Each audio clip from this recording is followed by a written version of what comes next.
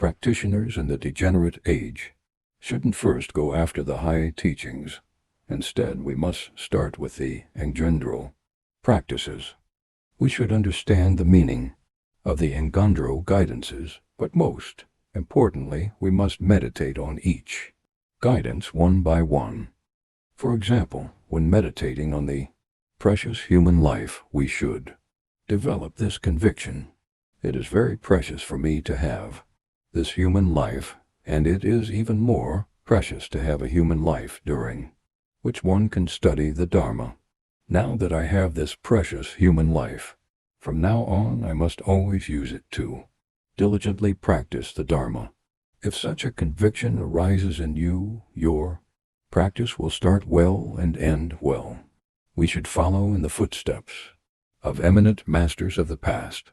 Being practitioners with superior faculties, those masters still followed the sequence and completed the practices with great diligence. In comparison, how can we ordinary people with heavy karmic debts and strong afflictions not dedicate ourselves to the diligent practice of ngöndro?